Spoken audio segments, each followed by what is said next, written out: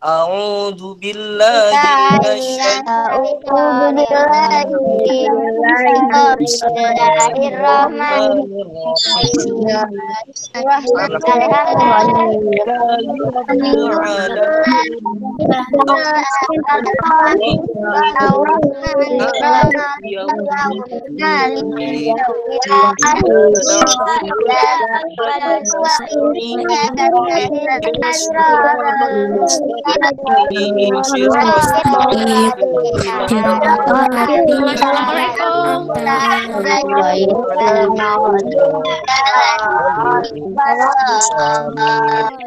يغفر لي ولوالدي والمؤمنين والمؤمنات آمين يا رب العالمين اشرح لي صدري ويسر لي أمري واحلل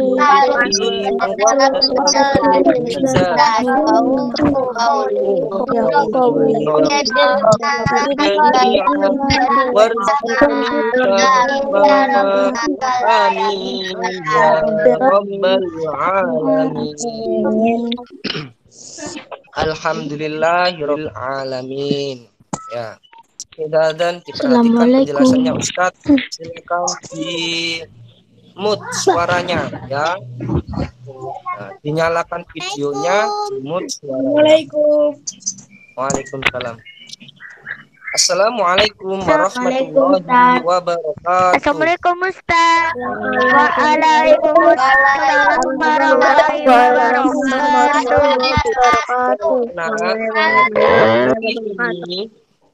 Silakan dimute suaranya. Tapi kali ini kita belajar tentang sholat Id Ain.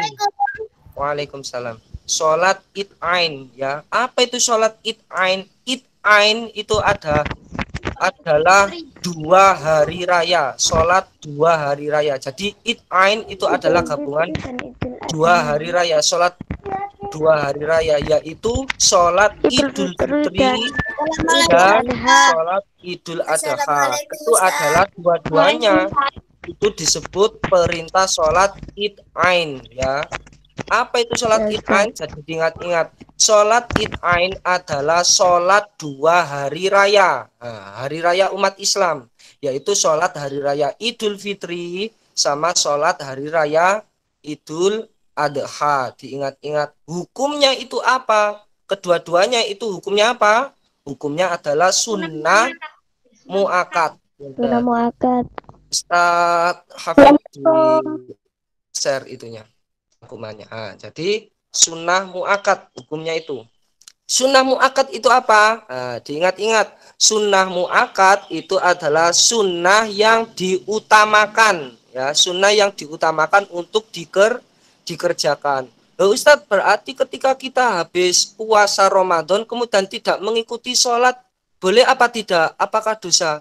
Tidak apa-apa ya, tidak apa-apa, juga tidak dosa. Tapi namanya sunnah mu'akad itu sangat dianjurkan ya. Jadi harus ikut. Ikut karena dianjurkan. Itu namanya sunnah mu'akad. Pahalanya juga sangat banyak.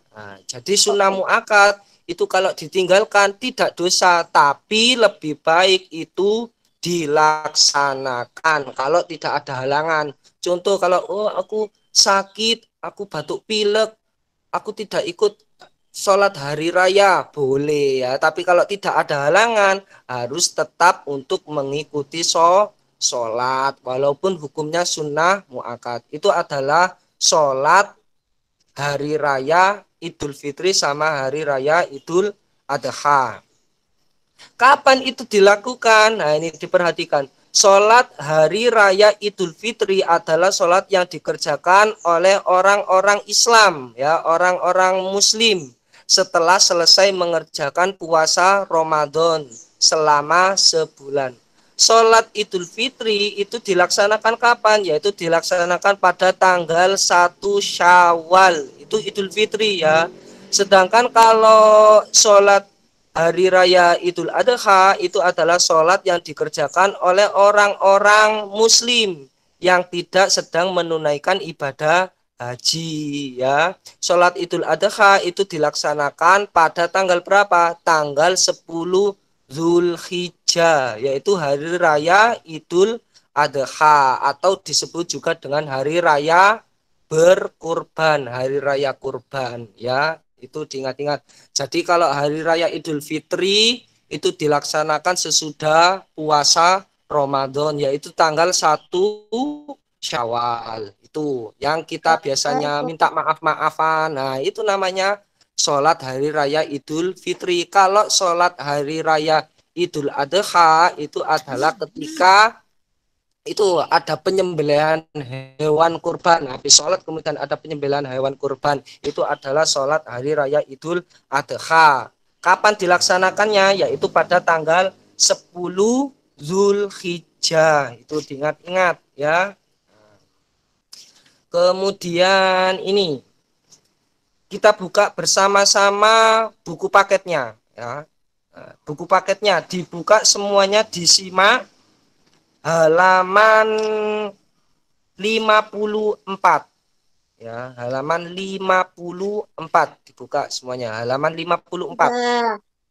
Pinter, bagus, halaman 54 diperhatikan. Itu tadi yang saya itu adalah rangkumannya, kita menyimak halaman 54, yaitu tentang melaksanakan sholat Id-Ain. Masih ingat, Id-Ain adalah sholat Idul Fitri sama sholat Idul Adha ya. Waktunya itu tadi sudah Ustadz jelaskan ya. Jadi kalau sholat Idul Fitri itu pada tanggal 1 Syawal. Kapan itu Ustadz? Malam apa siang apa pagi? Nah, ini diperhatikan. Waktu sholat Idul Fitri itu dimulai dari matahari terbit di pagi hari. Jadi pagi hari sampai matahari tergelincir di siang hari. Jadi dari pagi sampai tergelincirnya di siang hari itu adalah pelaksanaan sholat Idul Fitri. Sholat hari raya Idul Fitri itu dilaksanakan itu tadi sudah, yaitu tanggal 1 Syawal sesudah melaksanakan puasa Ramadan. Ya, itu diperhatikan. Kemudian ini hal-hal yang disunahkan. Nah, ada sunnahnya. Jadi ketika kalian mau melakukan sholat Idul Fitri itu kalian disunahkan yang pertama, yaitu mandi dulu ya. Sunnah mandinya ya, harus mandi dulu. Nah, itu namanya mandi sebelum sholat Idul Fitri. Ada niatnya ya. Niatnya sholat niatnya mandi sebelum melakukan sholat Idul Fitri itu dibuka halaman 55, itu di garis bawahi. Ustadz bacakan. Nah, ini niatnya. Jadi kalian sebelum mandi itu niat. Bismillahirrahmanirrahim. Nawaitul husla li'idil fitri sunnatan lillahi ta'ala. Itu adalah mandi sebelum melakukan sholat Idul Fitri. Niat mandi besar untuk melakukan sholat Idul Fitri, yaitu tadi nawaitul husla li'idil fitri sunnatan lillahi ta'ala. Nah, itu. Jadi sebelum sholat Idul Fitri itu tadi disunnahkan untuk mandi besar, yaitu sebelum melakukan sholat Idul Fitri. Itu tadi adalah niatnya. Kemudian yang kedua adalah ini juga disunahkan memakai pakaian yang sebaik-baiknya sesuai dengan yang kita miliki ya. Tidak harus baru ya. Kalau tidak punya pakaian baru boleh memakai pakaian yang lama, yang penting adalah rapi, suci, bersih, dan baik. Itu disunahkan ya. Berarti Ustadz, orang-orang yang memakai pakaian baru-baru itulah tidak sunnah. Ya tidak sunnah, tapi dia juga mendapatkan kesunahan. Kenapa? Karena pakaiannya itu juga bersih, rapi. Ya mungkin bisa saja orangnya tidak punya pakaian yang bagus, makanya dia beli. Nah, itu pokoknya yang baik itu pakaiannya ya. Jangan pakai kaos atau pakai celana yang sobek-sobek, jangan. Tapi yang sopan, karena sholat itu adalah menghadap kepada Allah. Nah, itu diperhatikan.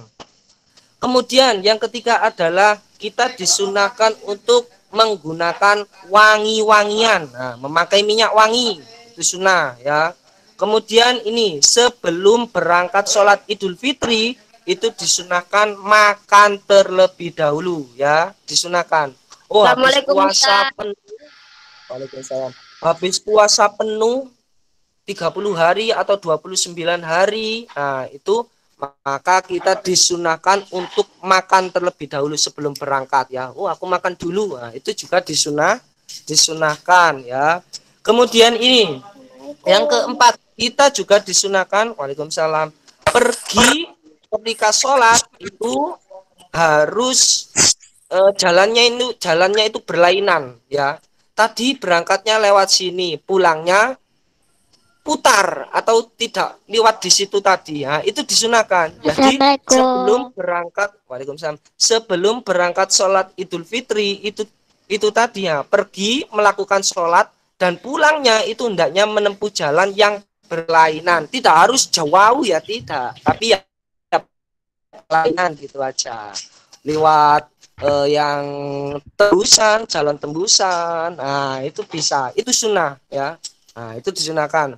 Kemudian yaitu mendengarkan khutbah Idul Fitri. Nah, sesudah kita melakukan sholat Idul Fitri itu kan ada khutbahnya. Nah, ada khutbah. Nah, itu kita jangan rame saja, tapi harus didengarkan biar kita mendapatkan kesunan. Nah, itu diperhatikan ya. Kemudian ini, waalaikumsalam. Kemudian ini, bertakbir untuk mengagungkan Allah. Diperbanyak membaca takbir. Ingat-ingat takbir itu apa? Allahu Akbar. Nah, itu makanya ketika sholat Idul Fitri pada malam harinya atau hari raya Idul Adha pada malam harinya, itu biasanya itu kita takbiran. Nah, itu membaca takbir. Allahu Akbar, Allahu Akbar, Allahu Akbar. Ah, itu adalah diperbanyak membaca takbir, jangan nyanyi saja, nyanyi dangdutan, nyanyi kupluan, nyanyi apapun. Nah, itu jadi lebih baik kita memperbanyak membaca takbir ya. Selain membaca takbir, membaca tahlil itu juga, membaca tahmid itu juga ya, diperbanyak biar kita mendapatkan. Waalaikumsalam. Itu ya, ingat-ingat. Kemudian kita belajar tata cara sholat itu. Apakah seperti sholat subuh? Nah, kita pelajari. Dibuka halaman 56. Halaman 56. Sudah, Ustaz. Ya. Halaman 56. Tata cara sholat Idul Fitri dan juga lafadznya. Nah, ini diperhatikan. Tata caranya sholat Idul Fitri itu bagaimana? Diperhatikan ini. Sholat Idul Fitri. Sholat Idul Fitri yang pertama diingat-ingat itu ada berapa rakaat? Yaitu 2 rakaat. Ya. Ya, pinter. Sholatnya itu adalah 2 rakaat ya. Jadi cara pengerjaan sholat Idul Fitri itu sama, sebenarnya sama seperti mengerjakan sholat lainnya. Tapi, nah, diingat-ingat ada tapinya. Tapi yang membedakan itu adalah rokaat pertama sholat Idul Fitri ya. Pada rokaat pertama sholat Idul Fitri setelah membaca doa iftitah, nah, itu bertakbir, kemudian takbirnya berapa kali? Yaitu yang pertama itu adalah 7 kali. 7 kali ya. 7 kali. Nah, ya, pada rokaat pertama itu takbirnya itu banyak, yaitu 7 kali. Nah, biasanya kalau kalian biasanya ikut itu pasti mengetahui, oh, kok takbirnya balik-balik. Ah, 7 kali ya. Ingat-ingat biar kalian tidak keliru. Imamnya Allahu Akbar ternyata kalian ruku. Nah, itu kayak adiknya Ustadz dulu yang kecil itu pernah keliru seperti itu. Nah, karena kalian sudah belajar, biar kalian tidak keliru. Imamnya Allahu Akbar takbir lagi ternyata kalian sujud atau ruku. Wah, itu keliru nanti ya. Biar tidak malu juga. Nah, itu diperhatikan. Jadi bedanya yaitu pada rokaat pertama itu takbirnya adalah 7 kali. Kemudian dan pada rokaat yang kedua sesudah berdiri, sesudah berdiri kemudian takbir lagi, yaitu takbirnya berapa kali? Takbirnya yaitu 5 kali ya. Ingat-ingat takbirnya 5 kali itu, diingat-ingat. Kemudian di sela-sela takbir, kalian Allahu Akbar. Nah, itu. Kemudian yang pertama kemudian Allahu Akbar. Itu kalian itu membaca ini. Membaca subhanallah walhamdulillah wala ilaha illallah wallahu akbar. Allahu Akbar. Nah, kemudian subhanallah walhamdulillah wala ilaha illallah Allahu Akbar.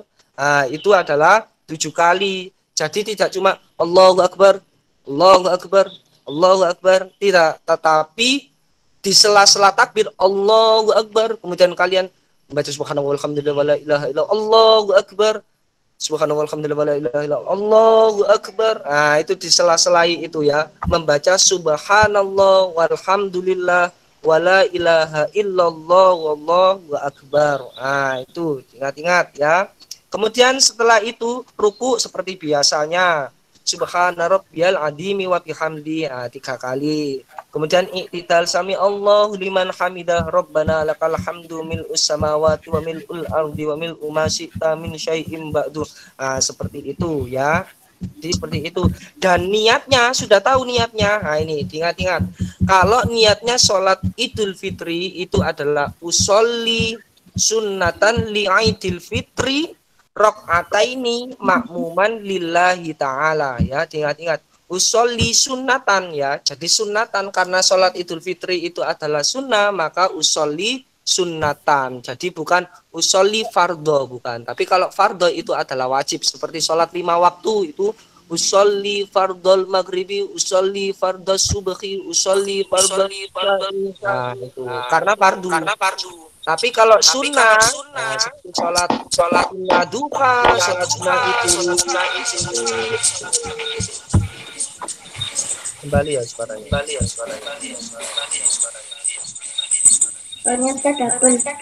Sholat itu suaranya double. Idul Adha sunnatan li'idil fitri rakaataini makmuman lillahi ta'ala ya.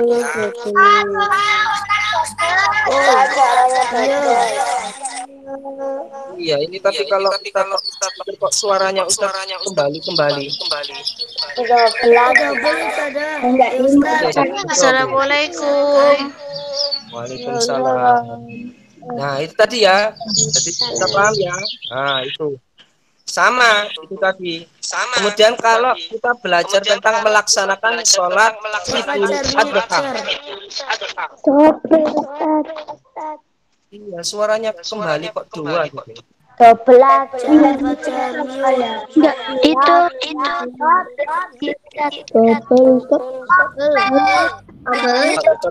double. Sudah tidak double. Diperhatikan ya. Pokoknya warna oranye. Kalian suaranya di mute semuanya biar tidak double. Dimatikan suaranya biar tidak double. Nah, bisa jadi gara-gara itu. Nah, lo tidak kan? Diperhatikan sekarang halaman 58. Tadi sudah belajar tentang melaksanakan sholat Idul Fitri. Sekarang kita belajar melaksanakan sholat Idul Adha. Nah, perhatikan dulu suaranya. Nanti kalau dibuka-buka terus nanti Ustadz keluarkan lo ya ini. Nah, nanti kalau Ustadz tanyain baru kalian dinyalakan mikrofonnya. Ya. Nih, dibuka semuanya halaman 58. Melaksanakan sholat Idul Adha. Nah, ini melaksanakan sholat Idul Adha. Tadi sudah Ustadz jelaskan. Melaksanakan sholat Idul Adha itu pada tanggal berapa? Yaitu tanggal 10 Zulhijjah. 10 Zulhijjah. Sebentar. Nah, dimatikan. Matikan. Mas Arya sudah. Alhamdulillah. Nah, tadi kalau sholat Idul Fitri dilaksanakan pada tanggal 1 Syawal ya, sesudah Ramadan. Kalau sholat Idul Adha itu dilaksanakan pada tanggal 10 Zulhijjah ya. Sebelum melaksanakan sholat Idul Adha, diperhatikan ada juga hal-hal yang disunahkan, sama kayak sholat Idul Fitri tadi, ada hal-hal yang disunahkan. Kalau sebelum melaksanakan sholat Idul Adha, itu hal-hal yang disunahkan. Yang pertama itu adalah mandi. Loh, sama tadi mandi sebelum sholat Idul Fitri. Ini kok juga mandi? Iya memang. Ini juga mandi. Ada mandi sunahnya, ada niatnya. Fadil tidak boleh bermain-main. Nah, dibisukan suaranya, dimut suaranya ya.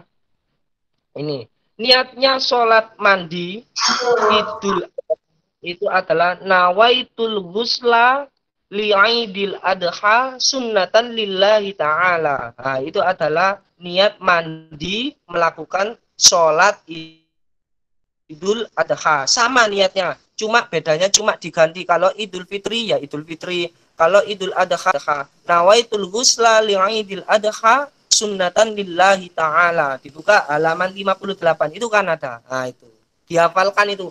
Oh aku besok habis puasa kan hari raya, aku mandi rek. Nah dipraktekkan ya, dipraktekkan niatnya itu tadi, nawaitul ghusla li'idil fitri sunnatan lillahi ta'ala. Itu kalau Idul Fitri. Kalau Idul Adha nawaitul ghusla li'idil adha sunnatan lillahi ta'ala. Nah itu ya. Sama kayak sholat Jumat itu juga ada loh ya. Sebelum sholat Jumat itu juga ada. Nah, sebelum kalian sholat Jumat, nah, besok kan Jumat. Bagi yang laki-laki, sebelum sholat mandi dulu. Ada mandinya, mandi sebelum sholat Jumat. Nawaitul ghusla liyaumil jum'ati sunnatan lillahi ta'ala. Nah, itu. Nawaitul ghusla fi yaumil jum'ati sunnatan lillahi ta'ala. Kalau tidak bisa pakai bahasa Arab, boleh pakai bahasa Indonesia. Saya berniat untuk melakukan mandi di hari Jumat sebelum melakukan sholat Jumat sunnah karena Allah Ta'ala. Itu boleh. Tidak bisa bahasa Indonesia, bagaimana Ustaz? Bahasa Jawa boleh.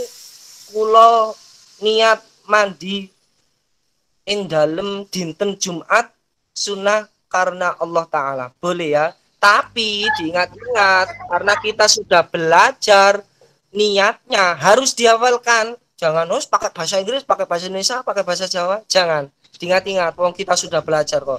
Jadi harus diusahakan untuk hafal ya. Diusahakan untuk hafal. Niatnya itu tadi, niat memakai bahasa Arab.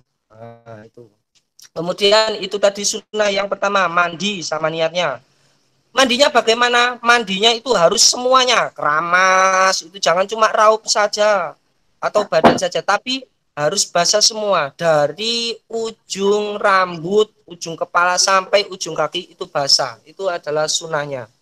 Kemudian yang kedua adalah memakai kayak Idul Fitri. Kalau Idul Fitri bajunya rapi-rapi, kalau Idul Adha tidak, jangan, harus sama ya. Kita itu jangan berniat untuk pamer, jangan, tetapi niatnya adalah untuk melakukan perintah Allah, sunnatullah ya, sunnahnya Allah ya, mengikuti Rasulullah. Nah, itu jangan kalian berniat memakai baju yang rapi biar dilihat orang, gantengnya Rek Fadil, gantengnya Mas Bilal, gantengnya Mas Noval, jangan ya, tapi kita niat untuk beribadah kepada Allah. Aku lo menghadap kepada Allah sholat. Masa aku dilihat Allah itu tidak memakai pakaian yang sopan? Jangan ya. Tetapi memakai pakaian yang sopan. Nah itu juga. Kemudian ini.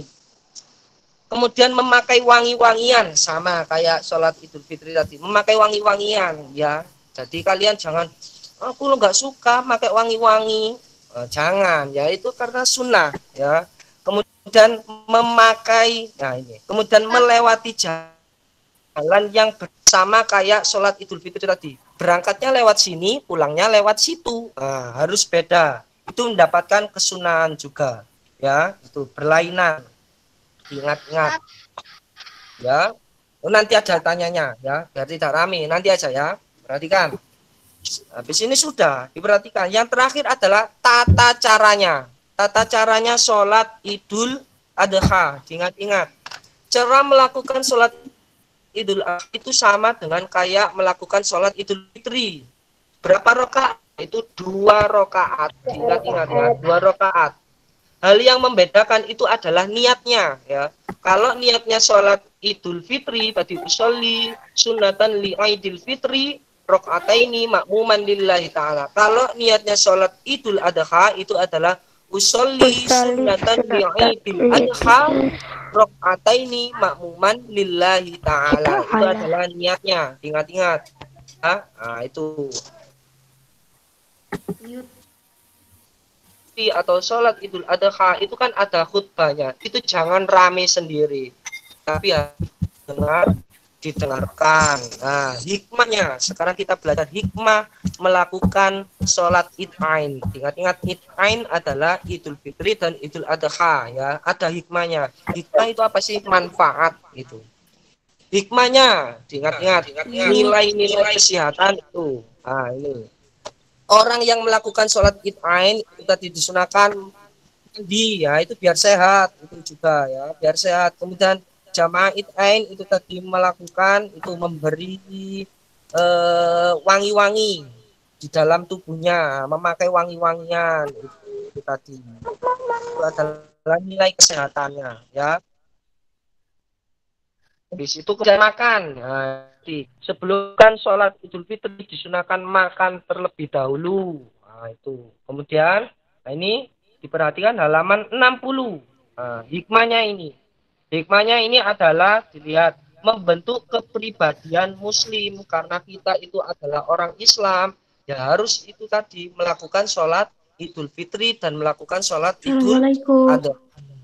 Nah, tapi diingat-ingat, jangan cuma ikut hari raya saja, ikut sholatnya saja, tapi puasanya. Nah, diingat-ingat puasanya itu malah wajib. Diingat-ingat puasa Ramadan itu wajib. Jangan, oh aku nggak ikut puasa, aku ikut sholat tok saja. Jangan ya. Diingat-ingat, harus ikut puasanya. Kemudian membentuk jiwa disiplin, biar kita itu belajar disiplin sebagai umat Islam. Islam itu mempunyai hari raya. Hari raya umat Islam itu apa? Apakah Waisak? Bukan. Tapi hari rayanya umat Islam itu ya itu tadi, hari raya Idul Fitri sama hari raya Idul Adha. Masa kita sebagai umat Islam tidak mau hari raya? Nah, jangan ya. Kemudian ini membentuk kerjasama dengan jamaahnya. Itu sebagai bentuk kerjasama, menumbuhkan jiwa saling memaafkan. Nah, di sholat Idul Fitri dan salaman, saling memaafkan. Jangan cuma salaman saja, tetapi dalam hati itu benar-benar memang aku sudah memaafkan kamu. Aku juga memang benar-benar minta maaf kepada kalian. Nah, itu ingat-ingat. Kemudian kalau sholat Idul Adha itu adalah menumbuhkan jiwa siap untuk berkurban. Nah, berkurban. Ingat-ingat ya. Sekarang ini Ustadz buka pertanyaan, siapa yang mau? Satu-satu saja. Atau apakah sudah jelas? Tadi Mas Revi mau tanya apa? Kalau saya berangkat sholat Idul Fitri nggak pakai wangi-wangi. Ikut berangkat sholat Idul Fitri, tetapi jalannya itu tidak berbeda, tetap gitu ya. Tidak apa-apa. Oh, aku lewatnya lurus lagi. Bukan pertanyaan. Aku justru mau tanya itu.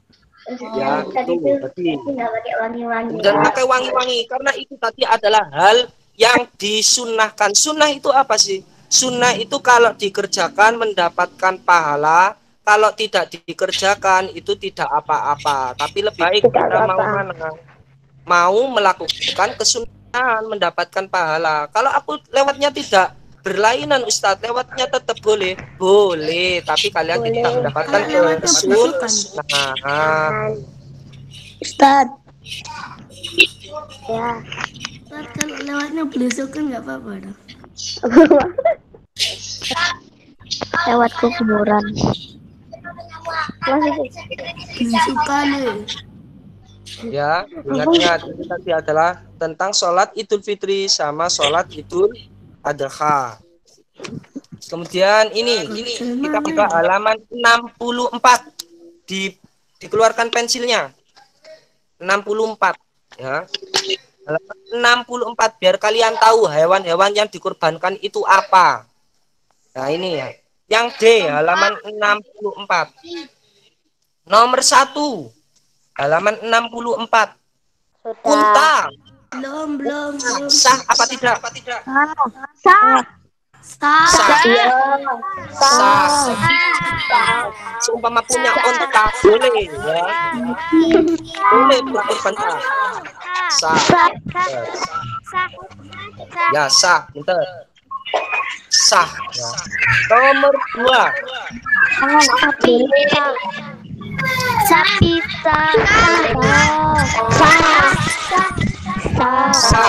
Jawabannya sapi. Sah.